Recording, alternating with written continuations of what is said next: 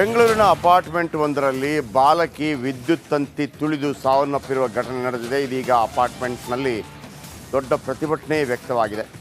ಬಾಲಕಿ swimming pool ಬಳಿ ಈ ತಂತಿಯನ್ನು ತುಳಿದ ಕಾರಣಕ್ಕಾಗಿ ಅಪಾರ್ಟ್ಮೆಂಟ್ ನಿರ್ಲಕ್ಷ್ಯಕ್ಕೆ 10 ವರ್ಷದ ಬಾಲಕಿ ದುರ್ಮರಣ. ಈಜುಕೊಳದ ಬಳಿ ವಿದ್ಯುತ್ ತಂತಿ ತುಳಿದು ಮಾನ್ಯ ಎನ್ನುವಂಥ ಪುಟ್ಟ ಹೆಣ್ಣು ಮಗಳು ಸಾವನ್ನಪ್ಪಿದ್ದಾಳೆ. ಬಾಲಕಿ ಸಾವಿನಿಂದ ರೊಚ್ಚಿಗೆದ್ದ ಅಪಾರ್ಟ್ಮೆಂಟ್ ನಿವಾಸಿಗಳು. ವರ್ತೂರು ಬಳಿ ಅಪಾರ್ಟ್ಮೆಂಟ್ನಲ್ಲಿ ನಡೆದಿದ್ದಂಥ ದುರಂತ ಇದು. ಅಪಾರ್ಟ್ಮೆಂಟ್ ಒಳಗೆ ಹೊರಗೆ ಹೋಗುವ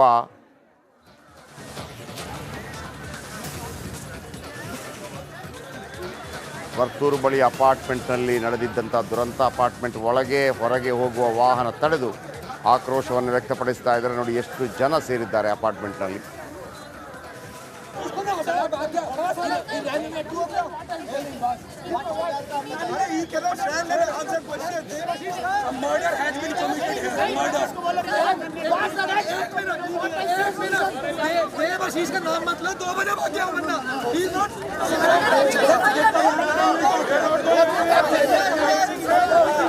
Been tampered.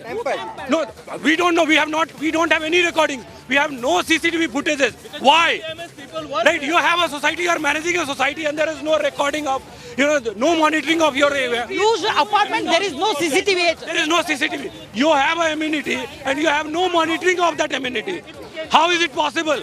How are you managing a society without having all this basic monitoring? ನಿನ್ನೆ ರಾತ್ರಿ ಸುಮಾರು 8 ಗಂಟೆ ಸಮಯದಲ್ಲಿ ಸ್ವಿಮ್ಮಿಂಗ್ ಪೂಲ್ ಹತ್ರ ಎಲೆಕ್ಟ್ರಿಕ್ ಶಾಕ್ ಆಗಿ ಒಂದು ಮಗು ತೀರೋಗಿದೆ. ಅದರ ಪರಿಣಾಮವಾಗಿ ಪ್ರಿಸ್ಟೇಜ್ ಪ್ರಾಪರ್ಟಿ ಮ್ಯಾನೇಜ್ಮೆಂಟ್ ಅವರು ಇರ್ರೆಸ್ಪಾನ್ಸಿಬಿಲಿಟಿ, ಅಸೋಸಿಯೇಷನ್ ಅವರು ಇರ್ರೆಸ್ಪಾನ್ಸಿಬಿಲಿಟಿ ಅಂತ ನಮ್ಮ ಜನ ಓಕೆ, ನಾಗರಾಜ್ ನಮ್ಮೊಂದಿಗೆ ಅಪಾರ್ಟ್ಮೆಂಟಿಂದ. ನಾಗರಾಜ್, ಎಷ್ಟು ಅಪಾರ್ಟ್ಮೆಂಟ್ಗಳಿದೆ ಈ ಬ್ಲಾಕ್ನಲ್ಲಿ? ಆಮೇಲೆ ಒಂದು ಅಪಾರ್ಟ್ಮೆಂಟ್ ಒಳಗೆ ಅಂತ ಹೇಳುವಾಗ, ಒಂದು ಪ್ರತಿಷ್ಠಿತ ಅಪಾರ್ಟ್ಮೆಂಟ್ ಅಂತ ಹೇಳುವಾಗ ಎಲ್ಲ ರೀತಿಯ ರಕ್ಷಣಾ ವ್ಯವಸ್ಥೆಯನ್ನು ಮಾಡಿರ್ತಾರೆ. CCTV ಕೂಡ ಇಲ್ಲ ಅಂತ ಮಾಹಿತಿ ಬರ್ತಾ ಇದೆ. ಯಾಕೆ ರೊಚ್ಚಿಗೆದ್ದಿದ್ದಾರೆ ಜನ? ಒಂದು ಕಡೆ ಮಗು ಸಾವನ್ನಪ್ಪಿದೆ ನಿಜ, ಆದರೆ ಈ ಥರ ರೊಚ್ಚಿಗೇಳಬೇಕು ಅಂತಂದರೆ ಏನೋ ಒಂದು ಅನಾಹುತ ಮೊದಲಿಂದಲೂ ಆಗ್ತಾ ಇದೆ ಅಂತ ಏನು ಹೇಳ್ತೀರಿ ನಾಗರಾಜ್? ಖಂಡಿತ ಜಯಪ್ರಕಾಶ್, ಏನು ಇವತ್ತು ಪ್ರೆಸ್ಟೀಜ್ ಅಪಾರ್ಟ್ಮೆಂಟ್ ಬಳಿ ಇಷ್ಟೊಂದು ಜನ ರೊಚ್ಚಿಗೆಳಲಿಕ್ಕೆ ಪ್ರಮುಖ ಕಾರಣ ಇಲ್ಲಿಯ ವ್ಯವಸ್ಥೆ ಅವ್ಯವಸ್ಥೆ ಆಗರ ಆಗಿದೆ ಅನ್ನೋ ಒಂದು ಪ್ರಮುಖವಾದ ಅಂಶವನ್ನು ಇಟ್ಕೊಂಡು ಅವರು ಇವತ್ತು ಪ್ರತಿಭಟನೆಯನ್ನು ಮಾಡ್ತಾ ಇರ್ತಕ್ಕಂಥದ್ದು. ನಾನೀಗ ಏನು ಯಾಕೆ ಇಷ್ಟು ಜನ ಕೇವಲ ಒಂದು ಬಾಲಕಿ ಸಾವನ್ನಪ್ಪಿದ ಕೂಡಲೇ ಇಷ್ಟು ದೊಡ್ಡ ಪ್ರತಿಭಟನೆ ಆಗ್ತಾ ಇದೆಯೋ, ಅಥವಾ ಇಂಥ ಘಟನೆಗಳು ಆಗ್ತಾ ಇರೋದಕ್ಕೆ ಈ ಪ್ರತಿಭಟನೆ ಆಗ್ತಾ ಇದೆಯಾ ಅನ್ನೋದನ್ನು ತೋರಿಸೋ ಪ್ರಯತ್ನ ಮಾಡ್ತೀನಿ. ನೀವು ನೋಡ್ತಾ ಇರ್ಬೋದು ಎಷ್ಟು ಚಂದವಾಗಿ ಕಾಣುತ್ತೆ. ಬರೀ 100 ಕುಟುಂಬಗಳಲ್ಲ, 1000 ಕುಟುಂಬಗಳು ಇಲ್ಲಿ ವಾಸವನ್ನು ಮಾಡ್ತಾ ಇರ್ತಕ್ಕಂಥದ್ದು. ಅಷ್ಟು ದೊಡ್ಡ ಪ್ರತಿಷ್ಠಿತ ಅಪಾರ್ಟ್ಮೆಂಟ್. ಆದರೆ ಇಷ್ಟು ಚಂದವಾಗಿ ಕಾಣುವಂಥ ಈ ಅಪಾರ್ಟ್ಮೆಂಟ್ನಲ್ಲಿ ನೀವು ದೃಶ್ಯಾವಳಿಗಳಲ್ಲಿ ನೋಡ್ತಾ ಇರ್ಬೋದು. ನಾನು ಈ ಎಂಟ್ರೆನ್ಸ್ ಭಾಗದಲ್ಲಿದ್ದೀನಿ. ಇಲ್ಲಿ ಒಂದು ಏನೋ ಶೋ ಮಾಡಿರ್ತಾರೆ, ಎಂಟ್ರೆನ್ಸ್ ಭಾಗದಲ್ಲಿ ನೀರಿನ ಕೊಳ ಮಾಡಿರ್ತಾರೆ. ಅದರ ಪರಿಸ್ಥಿತಿಯನ್ನು ನೋಡ್ತಾ ಇರ್ಬೋದು. ರಸ್ತೆ ಪಕ್ಕದಲ್ಲಿರ್ತಕ್ಕಂಥ ಕೊಳದಲ್ಲಿ ವೈರ್ಗಳನ್ನು ಯಾವ ರೀತಿ ಬಿಟ್ಟಿದ್ದಾರೆ ಅಂತೇಳಿ. ಹಾಗೆಯೇ ಇನ್ನೊಂದಷ್ಟು ವೈರ್ಗಳನ್ನು ನಾನು ತೋರಿಸುವ ಒಂದು ಪ್ರಯತ್ನವನ್ನು ಮಾಡ್ತೀನಿ. ಇಲ್ಲಿ ನೋಡ್ತಾ ಇರ್ಬೋದು, ಏನು ರಸ್ತೆ ಒಳಗಡೆ ಎಂಟ್ರ್ ಆಗ್ತಾ ಇದ್ದಂಗೆ ಎಷ್ಟು ನೆಗ್ಲಿಜೆನ್ಸಿಯಾಗಿ ಒಂದು ಟೇಪನ್ನು ಸುತ್ತಿ ಒಂದು ಜಂಕ್ಷನ್ ಬಾಕ್ಸನ್ನು ಹಾಗೆ ಬಿಟ್ಟಿದ್ದಾರೆ. ಈ ರೀತಿಯಾಗಿ ಇಲ್ಲಿಯ ಪರಿಸ್ಥಿತಿ ಇರ್ತಕ್ಕಂಥದ್ದು. ಇಲ್ಲಿ ಏನು ಪ್ರತಿಭಟನೆ ಮಾಡ್ತಾ ಇದ್ದಾರೆ ನಿವಾಸಿಗಳು, ಅವರ ಆಕ್ರೋಶವೂ ಸಹ ಅದೇ ರೀತಿ ಇರ್ತಕ್ಕಂಥದ್ದು.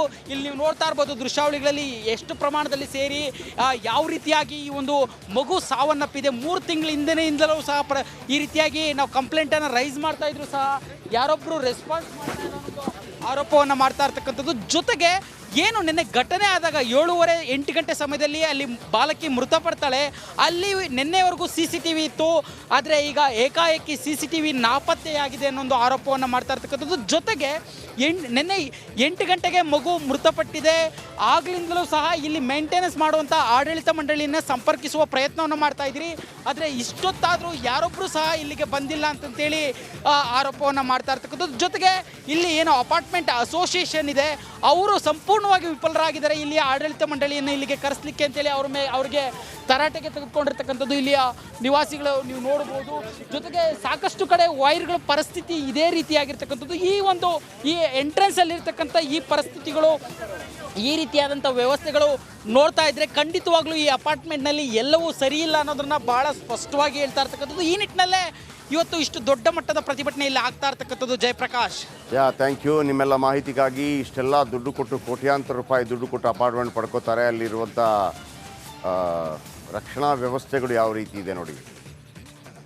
ಇಡೀ ಅಪಾರ್ಟ್ಮೆಂಟ್ನ ಜನಗಳೇ ರೊಚ್ಚಿಗೆದ್ದಿದ್ದಾರೆ.